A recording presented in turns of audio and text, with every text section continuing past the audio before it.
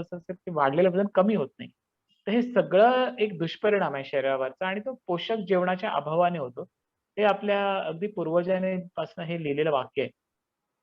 आणि ह्याच्याकडे जर आपण फोकस केलं, तर आपल्याला आजचं पी लगेच कळून येईल, की त्याचा विषय काय आहे आणि आपल्याला ते समजेल.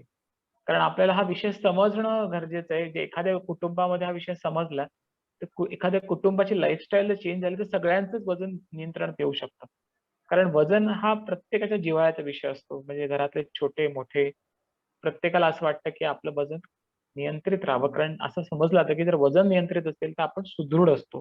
किंवा सुदृढची परिभाषा आपल्या समाजामध्ये वजनावरनं असते, की एखाद्याचं वजन आपल्याला जर व्यवस्थित दिसलं, तर तो माणूस सुदृढ आहे असं आपण समजतो. अ, तर त्या पद्धतीचं जेवण आपल्या आहारात असलं पाहिजे. जसं हे एक पिक्चर आहे, की फायबर जसं फळं, भाज्या, पालेभाज्या, नारळ, चांगल्या प्रमाणाचे कार्बोहायड्रेट्स हे सगळे आपल्या जेवणात असले पाहिजे. आपल्याला जी साधारण एक कल्पना आहे कडधान्य, तृणधान्य नंतर मोड आलेल्या कडधान्य, वेगवेगळ्या प्रकारची पिठं, आपण हे सगळं आहारात घेत असतो. काही प्रमाणात गोड पदार्थ, काही प्रमाणात तिखट पदार्थ, काही प्रमाणात कडू पदार्थ. हे सगळ्याला आपल्या जीवनात आणि जेवणामध्ये वाटा आहे. जसं आयुर्वेदाप्रमाणे षड्रसान्न आहे. जसं त्याच्यामध्ये तुरट, खारट, तिखट, आंबट, गोड, कडू या सगळ्या चवींचं मिश्रण असलेलं अन्न हे षड्रसान्न म्हणून आपण खात असतो आणि त्या प्रत्येक रसाचं महत्त्व आहे. प्रत्येक त्या अंगाचं किंवा त्या चवीचं महत्त्व आहे आणि त्याचा जर आपण योग्य प्रमाणात आहारात नाही ठेवला, तर आपल्याला काही दुष्परिणाम तर भोगायलाच लागतात. त्यातलं एक म्हणजे आपलं वजन हलतं जागेवरनं. आता सध्या भारतामध्ये आपल्याला असं वाटतं, की आपण सर्वात म्हणजे आपल्या ओबेसिटी वाढत चालली आहे. पण जगाच्या तुलनेमध्ये इंडियामध्ये ओबेसिटी कमी आहे. म्हणजे जाड जाड आपल्यापेक्षा आपण जर तुम्ही फॉरेनच्या देशात फिरायला गेलात, अमेरिकेला वगैरे, तुम्ही तुमच्यापेक्षा खूप जाड माणसं तिथे बघाल. कारण त्यांचं जे चीजचं खाणं आहे, पिझ्झा वगैरे जे काही खाणं आहे, ते त्यांचं कधीपासून चालू आहे. कोला, त्यांच्याकडे टाकी भरून कोका कोला असतो, की गेल्या कुठल्या हॉटेलमध्ये की टाकीचा नळ उघडायचा आणि कोका कोला प्यायचा. तर त्यांच्याकडची जी मुलांची ओबेसिटी आहे, म्हणजे जाडपणा आहे, त्याच्या तुलनेने इंडियामध्ये फार कमी आहे.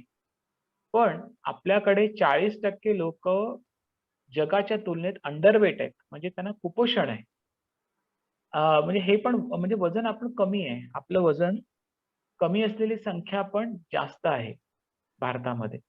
पण याचा अर्थ असा नाही, की आपल्याकडे वजन वाढत नाही. आत्ता 2020 मध्ये जर हे काढलं, तर अराउंड 9.8 म्हणजे 9.8 करोड लोकं ही वजन पुरुषांमध्ये वाढतायत. तसंच 20 करोड बायका ओबेस आहेत. म्हणजे वजनाने जास्त आहेत. आणि हे बघायला गेलं तर जगाच्या तुलनेत आपण 4 ते 5% प्रमाण आहे.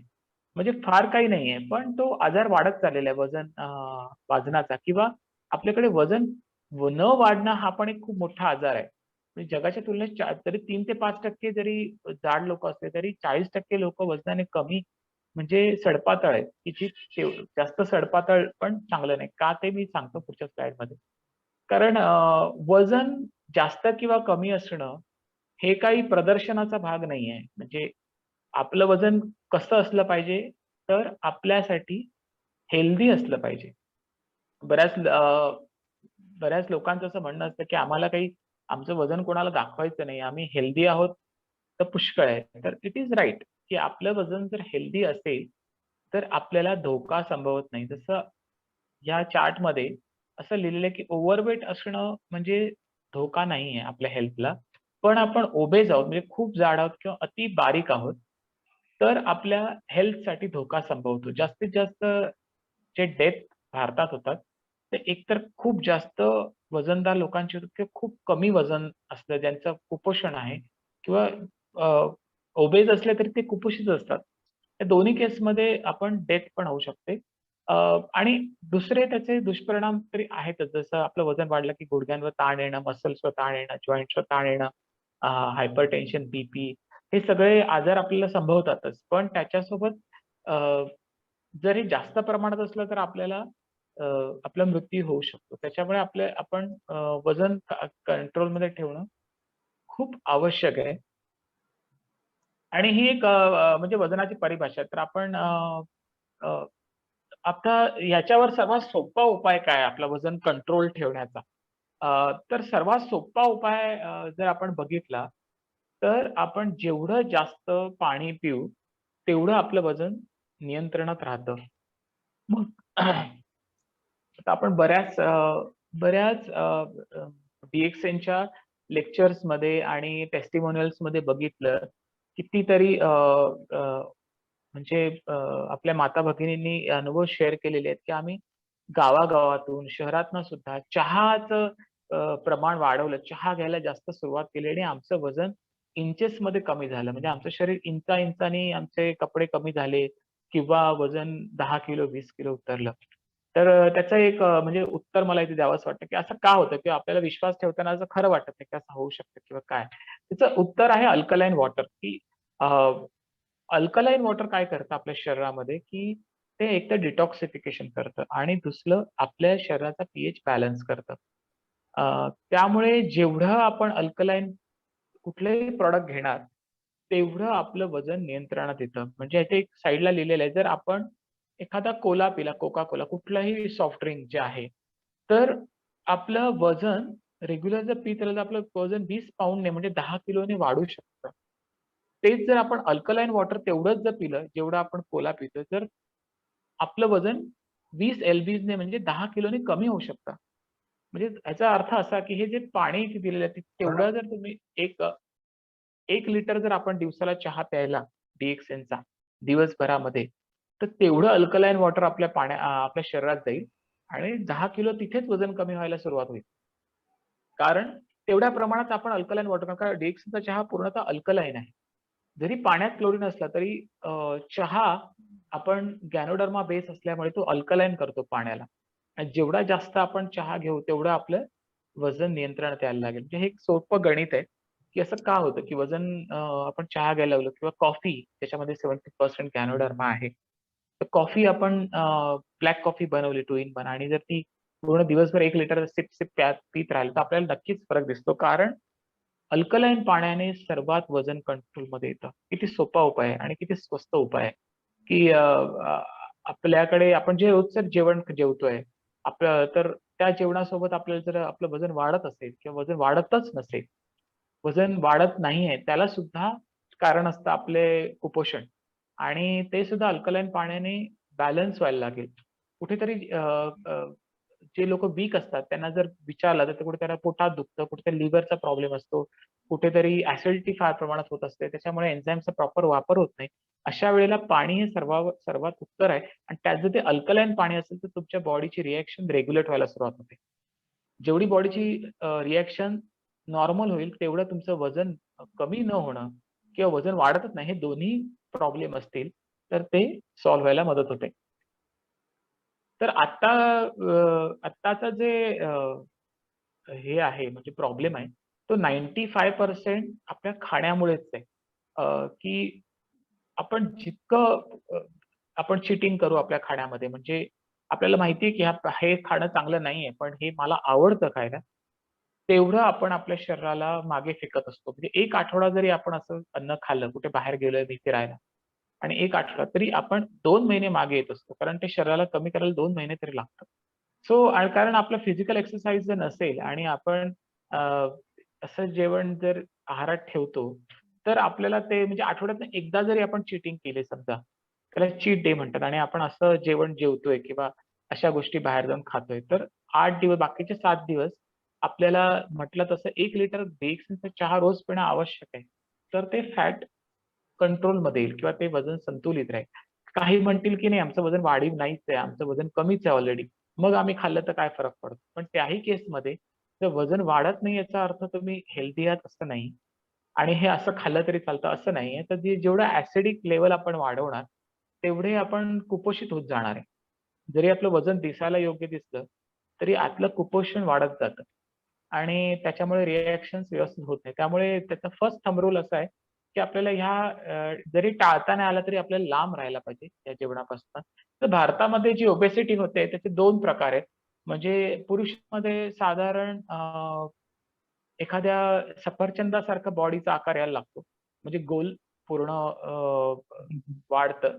पण तेच जर बायकांमध्ये बघितलं तर आपल्याला एखाद्या पिअर च्या फळासारखं जिथे दाखवलंय तसं खालच्या ॲब्डॉमिनमध्ये हे वजन वाढायला लागतं. जेव्हा आपल्या बॉडीच्या शेपमध्ये असा फरक दिसायला लागतो, त्यावेळेला आपण समजून जायचं की आपल्याला वेट गेनचा प्रॉब्लेम चालू झालेला आहे. जेव्हा आपल्या बॉडीचा शेप अशा प्रकारे स्टेप बाय स्टेप बॉडीमध्ये सुरुवात होते वजन वाढायला. कधीही पटकन वजन वाढत नाही. त्याला काही वर्ष लागतात. ओके. तर मेनली पुरुषांचं वजन पोटाकडे जास्त वाढतं आणि बायकांचं वजन हिप्स, बटक्स, थाईज ह्या ठिकाणी वाढायला लागतं. आणि याचं कारण असं आहे की एक्सेस फॅट तिथे डिपॉझिट होतात. आणि एक्सेस फॅट डिपॉझिट व्हायला तिथे पोकळी त्या भागामध्ये जास्त असते आणि तिथे ते फॅट पुरुषांना आणि स्त्रियांमध्ये वेगवेगळ्या जागा असल्यामुळे त्याला वेगवेगळे शेप यायला लागतात. किंवा आपण वरून खूप बारीक दिसतो, पण खालून आपली कंबर खूप जाड असते बायकांच्या केसमध्ये किंवा पुरुषांच्या केसमध्ये आपण पोट लपवायचा प्रयत्न करत असतो. तर ह्या गोष्टी फॅट साठवायच्या पिशव्या आहेत थोडक्यात आणि तिथे आपल्याला ते फॅट दिसायला लागतं. अ, तर याचं कारण असं असतं म्हणजे की अ, आपलं मेटाबॉलिझम रेट कमी होतो. म्हणजे चयापचय शक्ती किंवा पचनाची जी शक्ती आहे, चयापचय क्रिया करणारी जी पचन शक्ती आहे, ती कमी होत जाते वयाप्रमाणे आणि आपली फिजिकल ॲक्टिव्हिटी पण 50% कमी होत जसं-जसं वय वाढतं. आणि ह्या दोघांचाही परिणाम अ, अ, आता जर 30 मध्ये पण माणसं ओबेस दिसतात. 40 मध्ये तर अति ओबेस दिसतात. त्याचं कारण असं होतं, की आपली फिजिकल ॲक्टिव्हिटी फार कमी आणि पचनशक्ती कमी झालेली आहे. अ, किंवा असं होतं की बेसिकली आपलं इनटेक जास्त आहे. आता काय झालंय की जिथपासनं हरित क्रांती आली तिथपासनं अवेलेबिलिटी ऑफ फूड खूप जास्त आहे. आणि अट्रॅक्टिव्हनेस ऑफ फूड म्हणजे आकर्षण पण जास्त आहे. म्हणजे थोडक्यात सांगायचं तर आता जिकडे-तिकडे थालीचं फॅड आलेलं आहे. म्हणजे लोकं थाली खायला जातात. त्या थालीमध्ये राजधानी थाली असते, गुजराती थाली असते, दुर्वांकूर थाली असते. त्याच्यामध्ये इतकी अट्रॅक्टिव्हरित्या जेवण आपल्याला मिळतं, की आपल्याला त्याचं आकर्षण वाटतं आणि आपण ते जेवण खातो आणि आपला इमोशनल फॅक्टर आहे किंवा इमोशनली लोकं जरी वीक असते किंवा काही प्रॉब्लेमने जात असले, तरीही पण लोकं जसं एका मागच्या स्लाइडमध्ये सांगितलं होतं, की लोकं कारणं शोधत असतात बाहेर जेवायची. अ, अति आनंद, अति प्रॉब्लेम, स्ट्रेस लोकं म्हणतात, की नाही आपण हॉटेलमध्ये जाऊया, मूड चेंज होईल तिथे. त्याच्यामुळे फूड इंटेक आपला वाढलेला आहे. जरी आपला व्यायाम नसला तरी एकंदरीत पूर्वी कसं होतं, की जे घरात शिजलेलं तेच खाल्लं जायचं आणि घरामध्ये लिमिटेडच आणि लिमिटेड गोष्टी आणि योग्य प्रमाणातच शिजलेलं अन्न असायचं. आता बाहेर कसं आहे, की त्याच्यात टेस्ट वाढवण्यासाठी त्या तेलाचं प्रमाण जास्त असतं, त्याच्यामध्ये मसाल्यांचं प्रमाण जास्त असतं, त्याच्यामध्ये मिक्सिंग जास्त असतं. कधी-कधी हॉटेलमध्ये आधीच्या दिवशी जेवण मिक्स केलेलं असतं कारण ते फेकू शकत नाही. अशा वेळेला अशा अट्रॅक्टिव्ह पद्धतीने ते जेवण जास्त फ्राय करून दिल्यामुळे आपल्याला कळत नाही, की ते जेवण शिळं आहे की ताजं आहे. सो अट्रॅक्टिव्हनेस ऑफ फूड वाढल्यामुळे आपला फूड इंटेक वाढलाय. आपण ते अति खायला बघतो आणि त्यामुळे ते पोटात साठून राहतं. अ, आणि त्याच्यासोबतच मेटाबॉलिझम रेट वाढतोय. त्याच्यानंतर म्हणजे वजन वाढायचं कारण स्त्रियांमध्ये प्रेग्नन्सी आहे. त्याच्यानंतर थायरॉइड आहे, पॉलिसिस्टिक ओव्हरी आहे. नंतर जेनेटिकली काही लोकांना प्रॉब्लेम आहे. असे इतरही काही मेडिकल डिसऑर्डर आहे. सपोज आपल्याला कुठलाही बोन आपलं क्रॅक झालंय, की आपण बसूनच राहतो आपण. असे कितीतरी 3-4 महिन्यात आपलं वजन वाढून जातं किंवा कोरोनाच्या काळामध्ये असं झालं, की आपण घरीच बसून आहोत. आणि आपल्या ॲक्टिव्हिटीज कमी झालेल्या आहेत. मग अशा वेळेला वजन वाढणं हे अतिशय सहज शक्य आहे. आणि त्यात आपण घरी बसल्यावर जेव्हा असं सांगतात, की आपलं रिकामी मन आहे, रिकामी माइंड आहे, तर आपण काही ना काहीतरी वेगळं शोधत असतो. घरात पण जास्त आपलं खाण्यावर फोकस असतं किंवा आता असं बघितलं, की लॉकडाऊन टाईममध्ये लोकांनी सगळ्या प्रकारचे डिशेस, सगळ्या बायकांनी सगळ्या प्रकारचे केक बनवले. त्याच्यामध्ये कन्झम्पशनचं प्रमाण वाढलंय, खाण्याचं प्रमाण वाढलेलं आहे. अ, तर त्याच्यावर आपलं वॉच आपलं असणं गरजेचं आहे.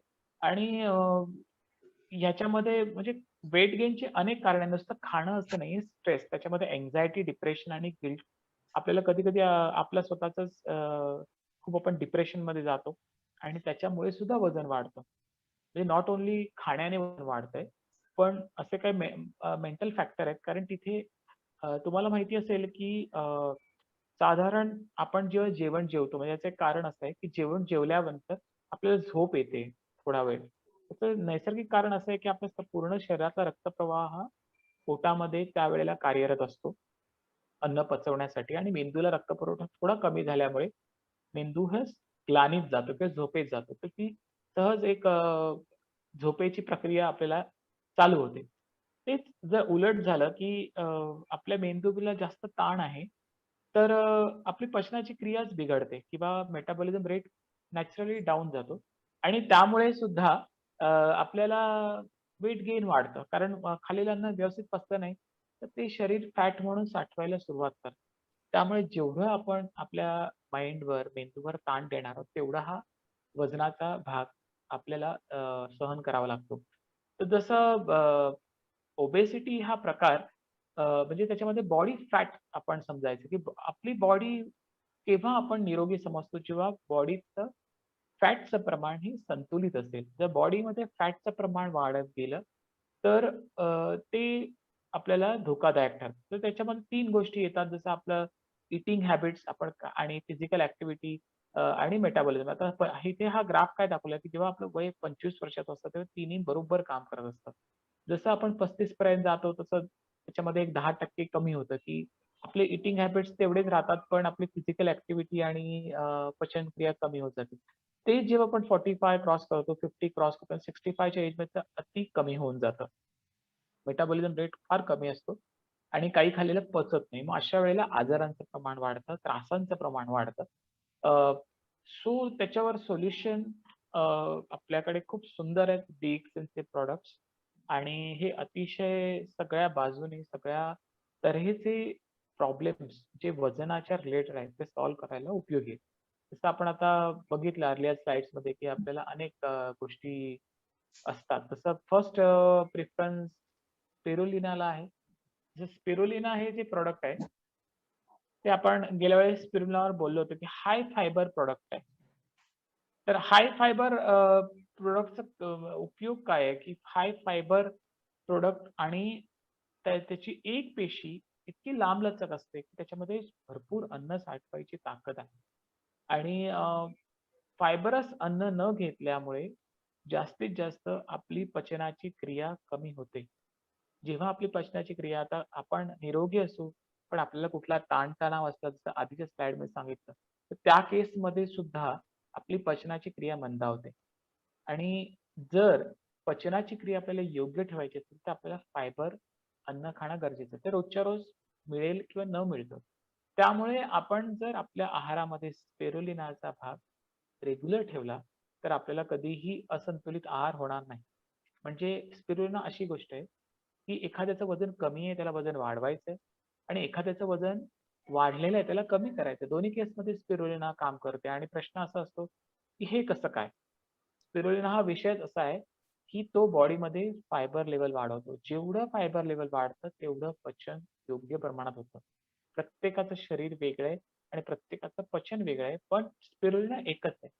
सो ज्यांना वजन वाढवायचं आहे, त्यांनी जेवणानंतर स्पिरुलिना जेव्हा आपण घेतो, तेव्हा त्याचं दुप्पट पोषक तत्वामध्ये रूपांतर होतं आणि तेवढं आपलं वजन वाढतं. पण ज्यांना वजन कमी करायचंय, त्यांच्या केसमध्ये काय होतं, की अ, आपण स्पिरुलिना जेवणाच्या अगोदर घेतलं 1 तास अगोदर, तर आपलं पोट भरून जातं. आपलं पोट एक प्रमाणे त्याला अ, जसं म्हणतात कार्व्हिंग फॉर फूड म्हणजे अन्नासाठी जी आपल्या पोटामध्ये भूक उन्मळून येते, ती भूक कमी होते आणि त्यामुळे आपण कमी प्रमाणात जेवतो. या दोन्हीचा वजनावर काय परिणाम आहे? वजन जर ज्यांना आपल्याला संतुलित करायचंय, तर आपण साधारण एक 3 महिने तरी स्पिरुलिना रेग्युलर एका टायमिंगवर घ्यायला पाहिजे. जर आपण ठरवलं, की मी दुपारी 1:00ला जेवतो ते 1:30ला जेवतो, तुम्ही 12:30 वाजता स्पिरुलिना 10 ते 12 घेऊ शकतो. ज्यांना वजन कमी करायचं आणि ज्यांना वजन वाढवायचं आहे, त्यांच्या आपल्या दोन्ही मील नंतर, दोन्ही जेवणानंतर तुम्ही स्पिरुलिनाचं डायट ठेवू शकता. स्पिरुलिनामध्ये अतिशय पोषक घटक तर आहेच, पण त्यासोबतच हाय प्रमाणात फायबर आहे, की जे आपल्या वजनाला वाढीसाठी किंवा वजन कमी करण्यासाठी किंवा वाढवण्यासाठी फायबर हे अतिशय आवश्यक आहे, कारण त्याच्यावरच मेटाबॉलिझम रेट अवलंबून असतो. तसं हे एक DXNचं प्रॉडक्ट आहे.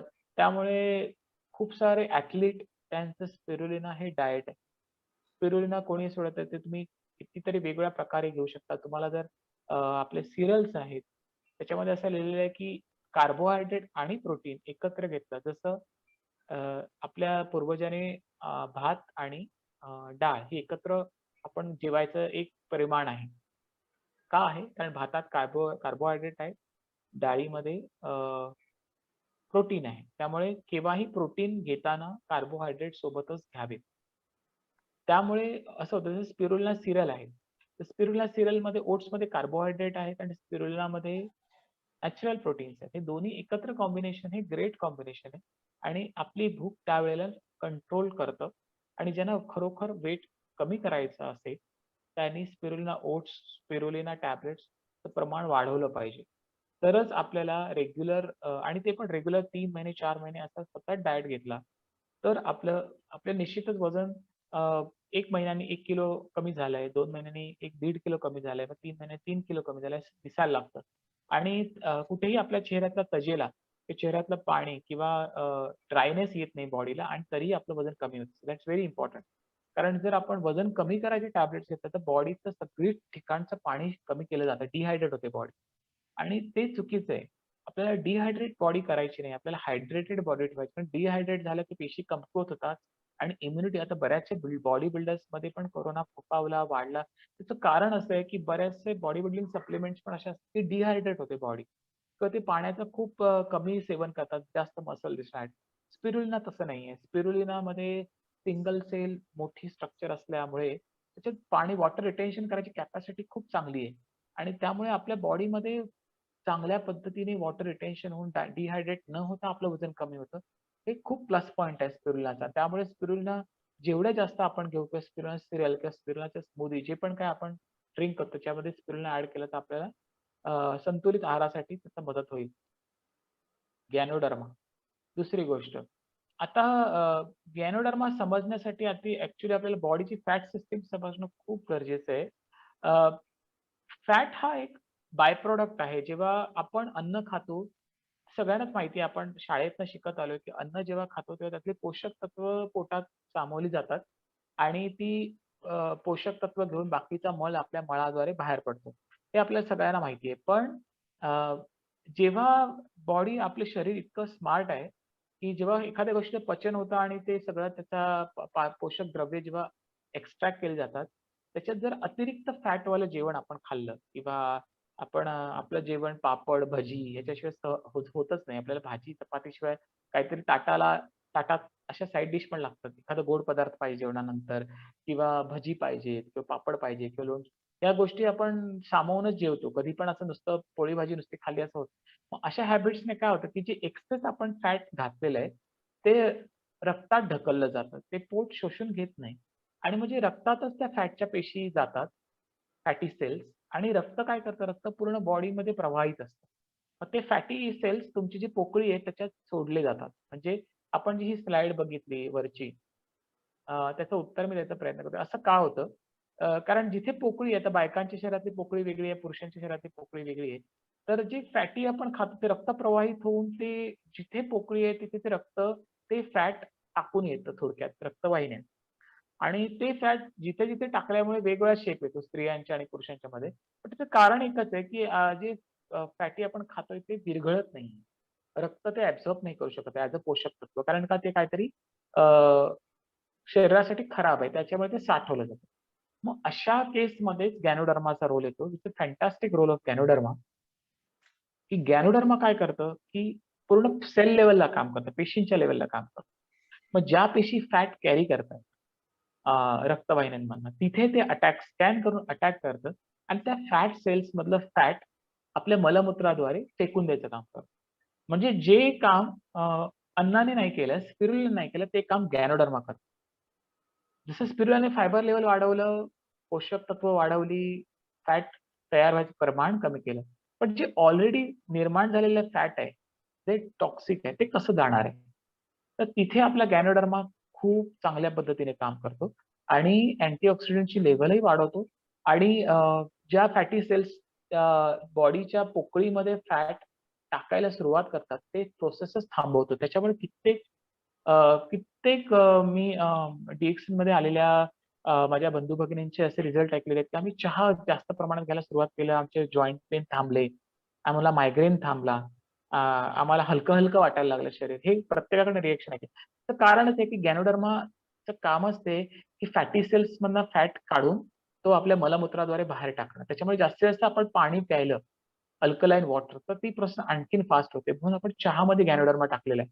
चहा जेवढा तुम्ही 1 लिटर प्याल, 2 लिटर प्याल, तेवढं ते जास्त डिटॉक्सिफिकेशन वाढत जाणार आहे आणि तेवढं आपलं शरीर सुडौल व्हायला लागतं, म्हणजे शेपमध्ये यायला लागतं.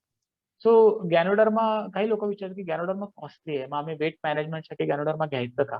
तर जरूर घ्या, पण तुमच्या खिशाला परवडेल तेवढं तुम्ही निश्चित घेऊ शकता. कारण ज्या बाजारात वेट लॉसच्या पिल्स आहेत, एक छोटी डबी घ्यायला गेली तर 2,500-3,000 रुपयाची डबी येते आणि त्याचं काम असं आहे की ते आपल्या हार्टचं पाल्पिटेशन रेट वाढवतं आणि त्या पद्धतीने weight loss which is very dangerous.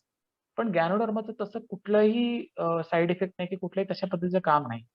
कारण जेवढा आपला हार्ट रेट वाढतो धावताना, तेवढा आपला फॅट लॉस होतो, असे गणित आहे आणि जास्तीत जास्त फॅट लॉस टॅबलेट्समध्ये बाजारात त्या पद्धतीची औषधे टाकलेली आहे, ज्याच्यामुळे तुमचा हार्ट रेट वाढतो. विच इज डेंजरस आणि काही लोकांचा मृत्यू पण झालेला आहे आणि त्यांचं असं बघितलेलं आहे की त्याने ते पिल्स घेतलेत वजन कमी करायला किंवा मुलींचं असं असतं की लग्न जमलं, वजन कंट्रोलमध्ये करायचं, पुरुषांचंही तसं असतं आणि त्यावेळेला त्या पिल्स घेतल्या जातात. हे मार्केट खूप मोठं आहे.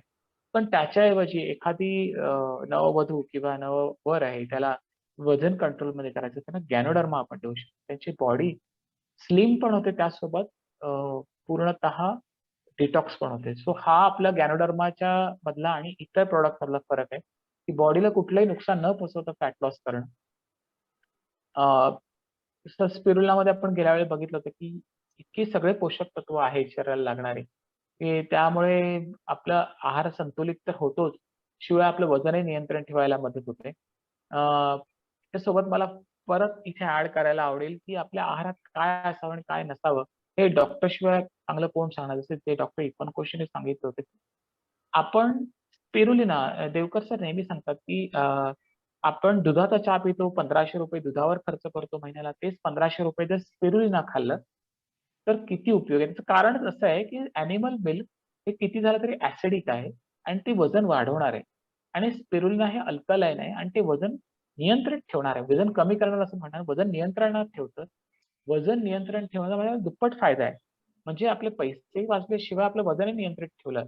त्यामुळे आता असं झालंय, की जिथपासून स्पिरुलिना भेटलाय तिथपासनं अतिरिक्त दूध आणि दुधाचे पदार्थ प्यावेसे वाटतच नाही. कारण तेवढी आपली जी स्ट्रेंथ आहे ती आपल्याला स्पिरुलिनामधनं आपोआप भेटते आणि शिवाय ते अल्कलाईन आहे. त्यामुळे वजनही नियंत्रणात राहतं. तेवढंच तुम्हाला स्ट्रेंथ पाहिजे, तुमची हाडं दुखतायत म्हणून आपण दुधाचा आहार वाढवला.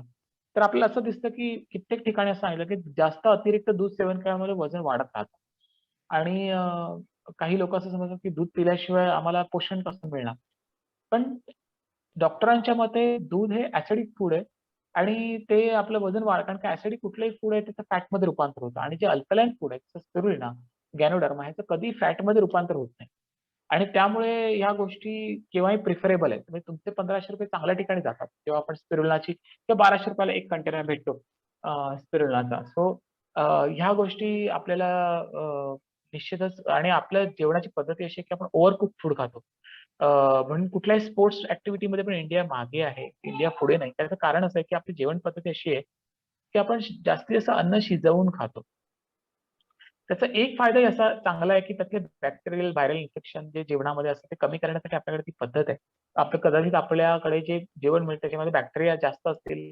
त्यामुळे पण आपल्याकडे अशी पद्धत आहे, की आपण जास्त शिजवून खातो. पण त्यामुळे काय होतं, की शिजवतो. पण पूर्वी कसं होतं आपण मातीच्या भांड्यात शिजवायचं, पोषक तत्व 90% राखली जायची. पण आता अॅल्युमिनियमची भांडी, कोटिंग केलेली भांडी त्याच्यामध्ये ओव्हर कुक केलेल्या जेवणामध्ये 0 न्यूट्रिशन राहतं. मग अशा वेळेला ते जेवण पण ॲसिडिक होऊन जातं. म्हणजे जरी किती चांगलं खाल्लं तरी आपलं वजन वाढतंय.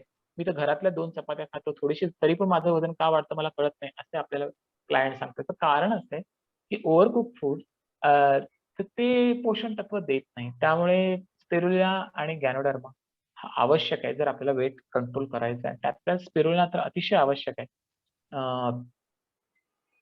कॉफी आपल्या बेस्ट प्रॉडक्ट आहे. त्याचं कारण तुम्हाला सांगितलं की कॉफीमध्ये 18% गॅनोडर्मा आहे आणि जर आपण ब्लॅक कॉफी प्यायला लागलो, ब्लॅक कॉफीमध्ये आपण कोकोनट ऑइल ॲड करून प्यायला, तर त्याची ती पोषक तत्व अजून दुप्पट होतात. तर ब्लॅक कॉफी ज्यांना वजन कमी करायचं आहे, ते ब्लॅक कॉफी घेऊ शकतात. वर्कआउटच्या आधी ब्लॅक कॉफी घेऊ शकतात. रात्री झोपण्याच्या आधी ब्लॅक कॉफी घेऊ शकतात.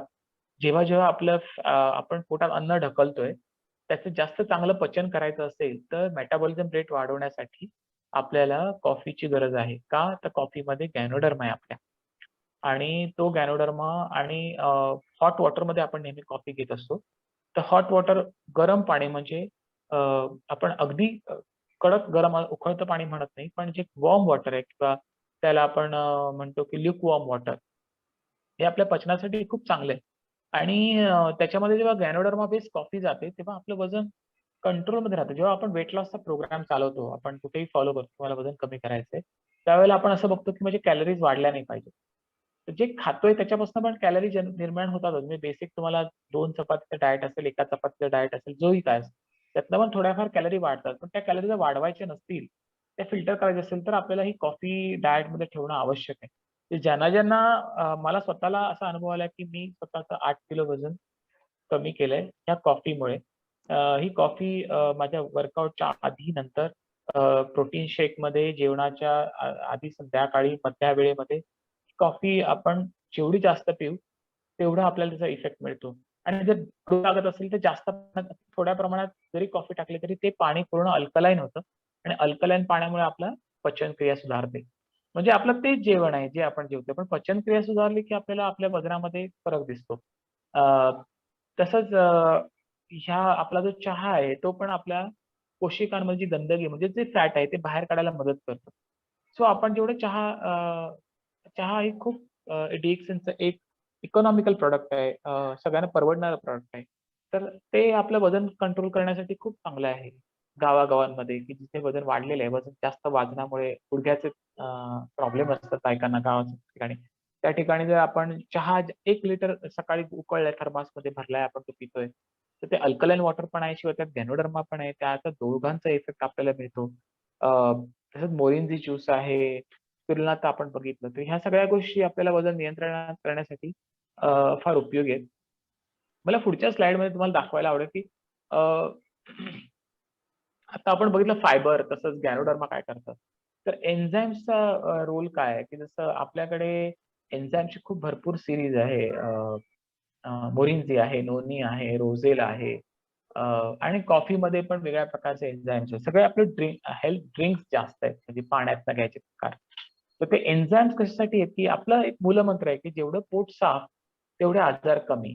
तर इथे या स्लाइडमध्ये आपल्याला दिसतं, की जेव्हा आपण जेवतो, तेव्हा असे अन्नकण असतात पोटामध्ये आणि जेव्हा आपण नोनीसारखा एन्झाईम घेतो, त्यावेळेला काय होतं, की ते अन्न पचायला लिटरली म्हणजे त्याचे 2 भाग करायला 12 सेकंद लागतात पोटामध्ये.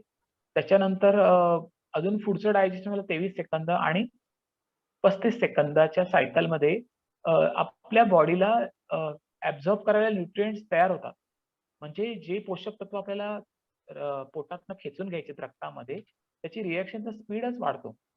आणि त्यामुळे म्हणजे डॉक्टर्स, आता माझे जे अपलायन आहे डॉक्टर जामदार, ते नेहमीच सांगायचे, की तुम्ही नोनीची मात्रा वाढवा. अ, नोनीच्या किमतीकडे बघू नका तुम्ही, पण नोनी वाढवा तुम्ही. तुम्हाला जर हेल्थ हवी असेल, कारण नोनी हे आताची गरज आहे. एन्झाईम्स जेवढे वाढणार, तेवढं आपलं पचन रेग्युलर होणार आणि आपोआप वजन कमी व्हायला लागतं. आणि इट्स लाइक अ मिरेकल, की आपल्याला दिसतं की आपलं वजन कंट्रोलमध्ये येतंय. तर कारण हे आहे की एन्झाईम्स आत्ताच्या खाण्याप्रमाणे कमी होत चाललेले आहेत. आणि एक्झॅक्टली आपलं नोनी जे प्रॉडक्ट आहे किंवा मोरिनचे जे प्रॉडक्ट आहे, ते एन्झाईम्स पोटात वाढवतात. त्याच्यामुळे डायजेशनचा रेट असा फास्ट होतो. आणि त्याच्यामुळे पोषक तत्व लवकर खेचली जातात आणि वेस्टेज पदार्थ अ, कधी साफ होत नाहीये वगैरे ज्या तक्रारी असतात, ते ह्या कारणामुळे असतात, की पचन प्रक्रिया स्लो झालेली आहे. आणि ते लिटरली कित्येकांच्या पोटात अन्न सडतं आणि असं त्याचे व्हिडिओज आहेत, त्याचे स्लाइड्स आहेत, की जिथे खराब अन्न पूर्ण अन्ननलिकेला आतड्याला चिकटून राहतं. ते का होतंय? कारण हे मोठे अन्नकण ब्रेकच होत नाहीत.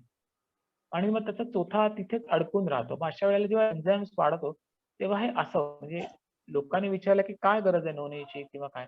तर त्यांना आपण सांगू शकतो, की मेन जे चक्र आहे ते आपण जर सुधारलं, तर आपलं पोट व्यवस्थित पचन करायला लागेल आणि ज्याही काही तक्रारी आहेत, म्हणजे ज्यांचं काही लिव्हरला सूज आली आहे, काहींचं अन्न पचत नाही, काहींना एखाद्या गोष्टीचं टॉलरन्स नाही, म्हणजे काहींना दूधच पचत नाही, अ, काहींना नॉन पचत नाही, काहींना ड्रायफ्रूट पचत नाही. तर ते अन्न पचायला लागतं कारण का ते ब्रेक होतं अन्न पोटामध्ये फास्ट पद्धतीने. पण त्याच्यासाठी पण 3 ते 6 महिने आपल्या पोटाची तक्रार वर्षानुवर्षाची असते. आपण हे एन्झाईम्स दिले पाहिजेत. आपल्याला नोंदणी घेतलं पाहिजे. तर तेव्हा तो रिझल्ट दिसून येतो. अ,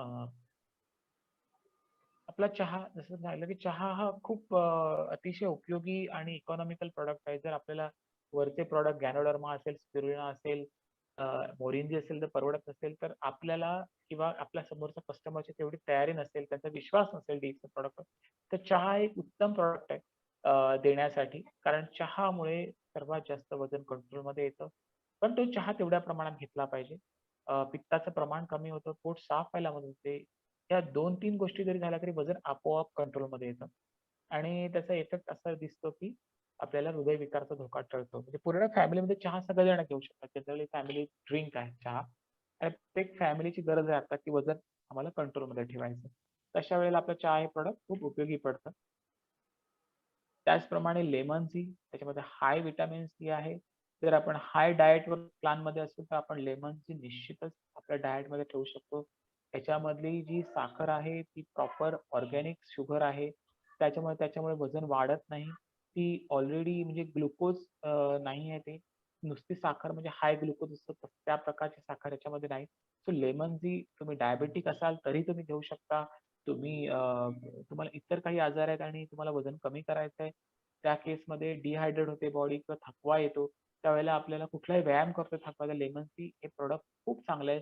ज्यांना व्यायाम करून वजन कमी करायचंय, ज्यांना दमल्यासारखं होतंय, ब्रिस्क वॉक अर्धा तास डॉक्टरांनी सांगितलंय, काही फिजिओथेरपी घेत असतात, त्यांना पण वजन कंट्रोलमध्ये आणायचं असतं. अशा वेळेला आपण लेमन टी आपल्या घरात ठेवायला पाहिजे. लेमन टीचा टेस्टही खूप चांगली आहे आणि ते पटकन एनर्जी येते बॉडीला. सो आपले वजन कंट्रोल करण्याच्या गोष्टीमध्ये बऱ्याच गोष्टी असतात, की आपल्याला रेग्युलर त्या व्यायाम करायला लागतो आणि आपल्याला कंटाळा येतो त्या गोष्टीचा. सो आपण एक बॉटल जर लेमन एक सॅशेमध्ये टाकली आणि ती बॉटल आपल्या व्यायामशाळेत घेऊन गेल्या किंवा जिथे पण पार्कमध्ये आपण व्यायाम चालतोय 40 मिनिटं, 30 मिनिटं थकल्यावर आपण ह्याचे 2 सिप जर घेतले, तर परत आपल्याला एनर्जी मिळते. पुढचा आपला तो वर्कआउट पूर्ण. तर ज्यांना वजन कंट्रोलमध्ये ठेवायचं त्यांच्यासाठी पण हे खूप चांगलं प्रॉडक्ट आहे lemon tea. Coconut oil world wide जेवढे ॲथलीट आहेत, ते पूर्णतः कोकोनट ऑइलवर विश्वास ठेवतात. Coconut oil, virgin coconut oil घेतलं जातं.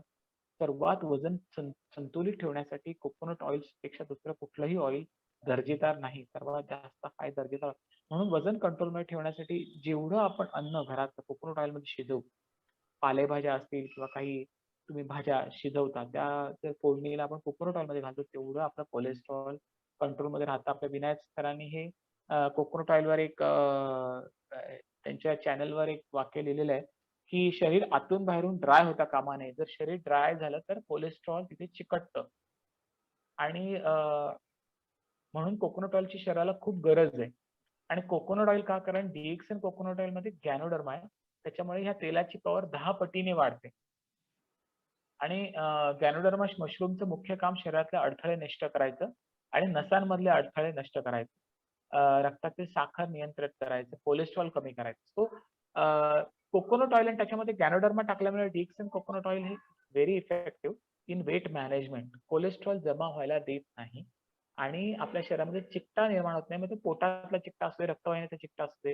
त्यामुळे जर आपण सिरियसली विचार करतोय, की माझ्याकडे खूप क्लायंट असे आहेत, की काही प्रत्येकाचं फॅमिलीमध्ये वेगळा प्रॉब्लेम असतो. काहींचं वजन अतिरिक्त वाढतंय, काहींचं वजनच वाढत नाहीये.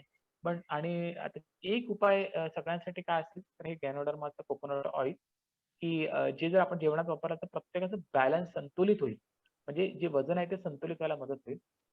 सो बेसिकली एक हा फोटो मला इंटरेस्टिंग वाटला, की जेव्हा आपण हे कार्बोहायड्रेट किंवा ब्रेड खातोय किंवा फळं खातोय, त्याच्यामध्ये आपल्या ट्रेमध्ये ह्या 3 बॉटल असणं आवश्यक आहे प्रत्येकाच्या घरी. आणि आपण किती एक कॅप्सूल गॅनोडर्माची एक जेल, 2 स्पिरुलिना अगदी मिनिमम डायट जरी चालू केला, तरी प्रत्येक फॅमिलीतल्या मेंबरचं वजन संतुलित राहायला लागेल. त्याच्या पलीकडे जाऊन जर अतिरिक्त माहिती हवी असेल, जसं आपण आपली BMI टेस्ट करून घेऊ शकतो, बॉडी मास इंडेक्स. ती बऱ्याच ठिकाणी आजकाल टेस्ट केली जाते. जर आपली बॉडी मास इंडेक्समध्ये जर व्हॅल्यू 25च्या वर आले, तर आपण ओबेस आहोत.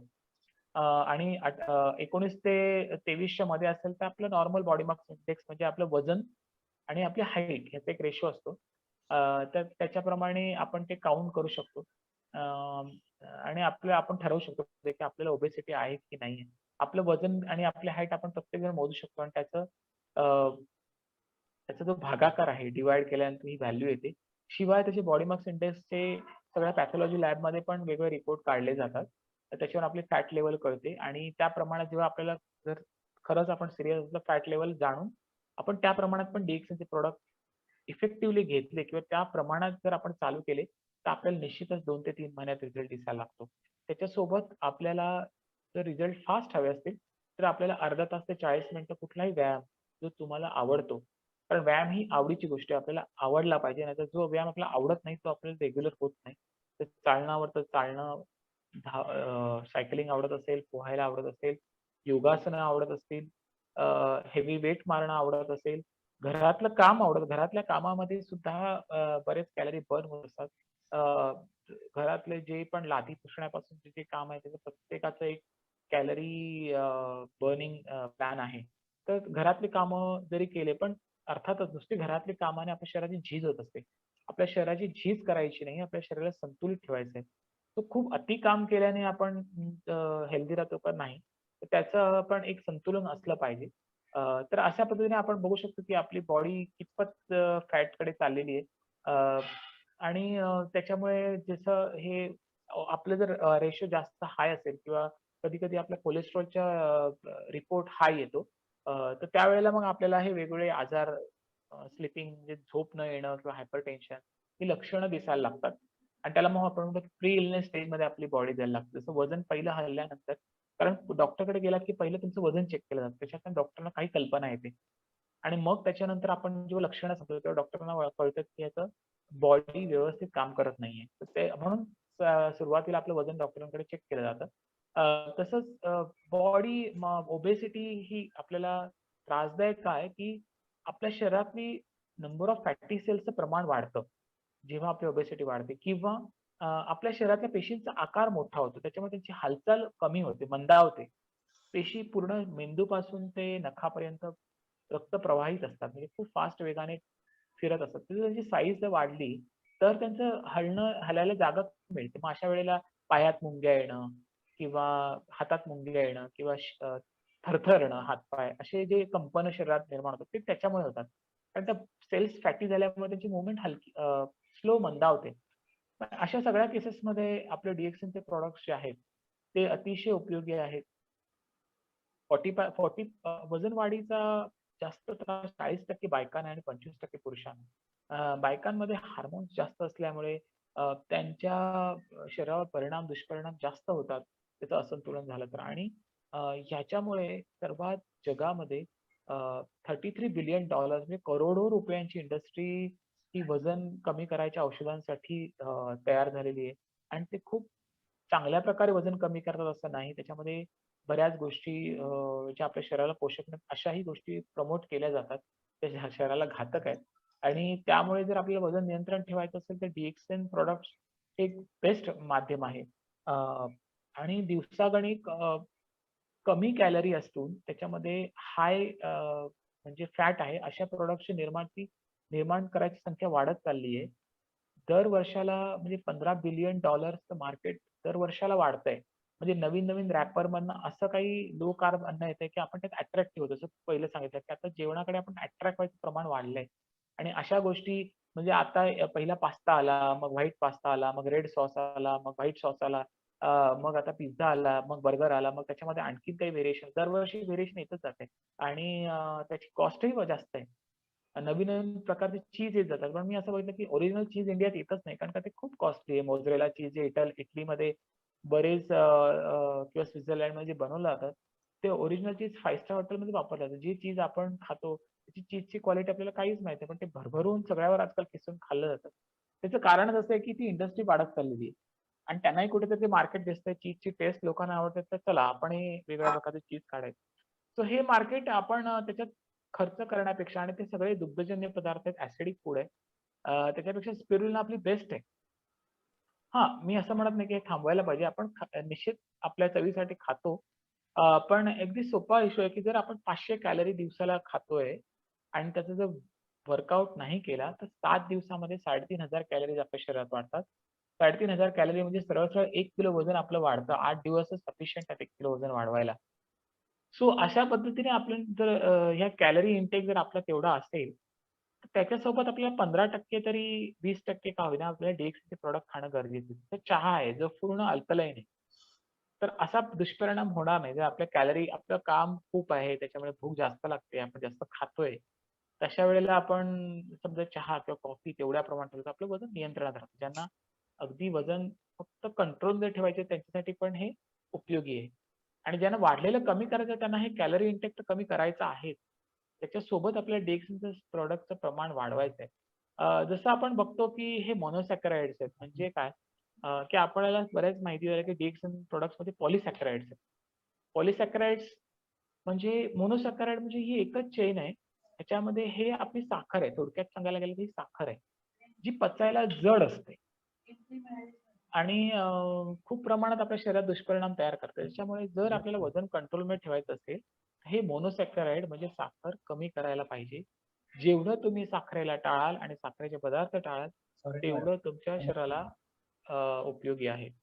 आणि त्याच्या विरुद्ध आपले पॉलिसॅकराइड्स जेवढे आपण पॉलिसॅकराइड्स आपल्या DHC प्रॉडक्ट्समध्ये जसं लो पॉली म्हटलं गेल्या वेळेस सांगितलं होतं, की लो पॉलिमर सॅकराइड्स स्पिरुलिनामध्ये, हाय पॉलिमर सॅकराइड्स गॅनोडर्मामध्ये तेवढे पॉलिसॅकराइड ठेवणार, तेवढं पचन सुधारित होणार आणि जेवढे मोनोसॅकराइड म्हणजे शुगर कमी करणार आहेत, तेवढं आपली बॉडी चांगली बनत जाते.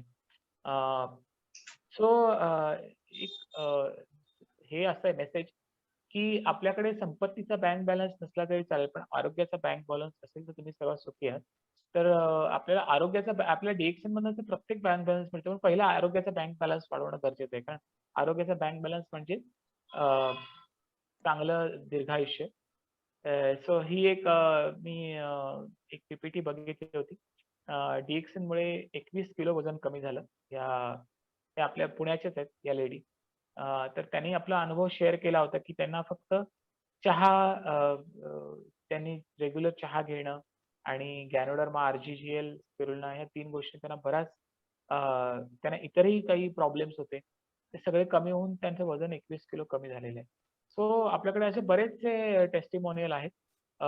तर त्याचं एक सोपं उदाहरण मला इथे सांगायचंय, की काय होतं जेव्हा आपल्या शरीरात आपण फॅटी असतो, वजन वाढलेलं असतं, पूर्ण पेशीमध्ये फॅट भरलेलं असतं आणि जसं आपलं जर बॉडी फॅट आपण कमी करायचं जेव्हा ठरवतो, तर त्यातलं फॅट आपलं कमी सपोज इथे झालं, तर ज्यावेळेला सेलचा आकार कमी होत जातो आणि आपल्याला पाणी वाढत जातं त्या सेलमध्ये. कारण सेल काय करतं, की ते आकुंचन पावलं, की जास्त जास्त पाणी खेचायचा प्रयत्न करतं. आणि पाणी खेचल्यामुळे काय होतं, की आपलं फॅट आहे, ते पूर्णतः त्याला बाहेर ढकललं जातं आणि आपली जी ज्या पेशीमध्ये फॅट आहे, ती पूर्णतः ते फॅट मोकळं होऊन ती हलकी होते. म्हणजे आपल्या बॉडीमध्ये काय होतं, की ह्या ज्या शरीराचं जे आकारमान वाढलेलं असतं, त्या आकारमानामध्ये फॅट भरलेलं असतं. ज्यावेळी आपण DHC टी किंवा कॉफी पितो, त्यावेळी त्यातला जो गॅनोडर्म आहे, तो त्यातलं फॅट बाहेर ढकलायला मदत करतो. आणि जेव्हा बाहेर ढकलतो, तेव्हा त्याच्यामध्ये काय आपण जास्त प्रमाणात पाणी पितो किंवा 1 लिटर चहा पिला, तर त्याचं पाणी जे आहे, ते मात्र त्या पेशीमध्ये जातं. आणि फॅट गेल्यामुळे, पाणी गेल्यामुळे काय होतं, की ते लीन मासमध्ये कन्व्हर्ट होतं. म्हणजे आपली बॉडी जी फॅट आहे, ती लीन दिसायला सुरुवात होते आपोआप. त्यामुळे कित्येक जण सांगतात, की इंचामध्ये आमचं वजन कमी झालं. तर कारणच हे आहे, की गॅनोडर्मा आणि जे अल्कलाईन वॉटर आहे आपलं DHCच्या, हे दोन्ही एकत्रितरित्या काम करतात आणि मग आपल्याला ते जेव्हा कोणी असं विचारलं, की आम्हाला वजन कमी करायचंय किंवा काय, तर हा चहा, कॉफी देऊ शकतो का? तर निश्चित देऊ शकता. असं तर याचं आपल्याला दिसत असेल त्याच्यासोबत आपल्याला काही पथ्य पाळली पाहिजेत, की जसं आपण ड्रिंक घेत असो, तर आपल्याला ड्रिंक कमी करायला पाहिजे किंवा साखरेचे जर काही आपल्याला आवडत असतील पदार्थ किंवा फ्राईड किंवा जे बेकरी आयटम्स आहेत, तर ते तुम्ही तुमच्या आहारातनं कमी करा.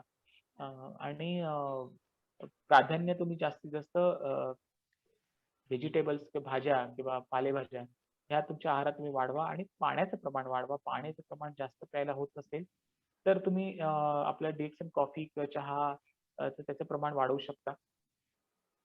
आणि मला इथे एक मेसेज द्यावासा वाटतो, की डिएक्सन प्रॉडक्ट्स आम्ही किती दिवस घ्यायला पाहिजे जर आम्ही ओव्हरवेट असल्याचा प्रत्येकाचा प्रश्न आहे. तर डिएक्सन प्रॉडक्ट हे काय आहे प्रॉपर न्यूट्रिशन आहे आणि तुम्हाला निश्चितच ते फॅट टू फिट कन्व्हर्ट करेल. पण तुम्हाला हे लाँग टर्म ठेवायला पाहिजे आणि कारण ओबेसिटी जे आहे किंवा वेट लॉस आहे, ते आपल्याला लाँग टर्म पाहिजे. शॉर्ट टर्म नको आहे. आता आता कमी झालं, परत काही दिवसांनी परत वजन वाढलं, तर काही उपयोग नाही मग वजन कमी. आपल्याला आयुष्यभाषेत दीर्घायुष्य जर आपलं वजन संतुलित ठेवायचं असेल, तर आपल्याला DXNचे प्रॉडक्ट सोबतीने घेतलं पाहिजे. आपल्या जेवणाच्या सोबतीने ते कन्झ्युम केले पाहिजे. कुठलंही ते जेवण जे आहे, म्हणजे हा रूल आपल्या सगळ्याच जेवणासाठी आहे. कुठलंही फायबर जे अन्न घेतलं. आज मेथीची भाजी घेतली, 2 वर्षांनी मेथीची भाजी खातोय, फरक पडतो का? नाही. आपल्याला रोज खावी लागते. जे आपलं वजन तसंच किंवा आपण आठवड्यातनं 3 दिवस तरी पालेभाज्या आपल्या जेवणात. तसंच आपल्याला आठवड्यातनं रोज थोड्या-थोड्या प्रमाणात जरी आपण DXN प्रॉडक्ट लाईफस्टाईलमध्ये ठेवले, तर निश्चितच आपलं वजन कंट्रोलमध्ये राहील. कारण आपलं मेटाबॉलिझम रेट कंट्रोलमध्ये ठेवायचं कामच गॅनोडर्माचं आहे. सो मला इथे टेस्टिमोनियल द्यायला आवडेल विनायक सरांची. की त्याने त्यांच्या Facebook पेजवर बऱ्याच वेळा ते हे मेसेज टाकत असतात. त्यांचं वजन 82 किलो होतं. ते 68 केजीवर आलंय. त्यांनीही पुरेपूर ह्याच्यामध्ये DXN प्रॉडक्ट्सचा वापर केलेला आहे आणि त्यांना हा रिझल्ट फार कमी वेळेत आलाय. सो आपल्यालाही असं काही रिझल्ट हवे असतील, तर आपण विनायक सरांनाही कॉन्टॅक्ट करू शकता. दे आर ऑल्वेज अवेलेबल की ते माहिती द्यायला नेहमी तयार असतात. अ, तर DXN प्रॉडक्ट्स हे खूप वजन संतुलित आणि निरोगी आयुष्यासाठी फार आवश्यक प्रॉडक्ट्स आहेत. So thank you. मी माझं प्रेझेंटेशन इथे संपवतोय आणि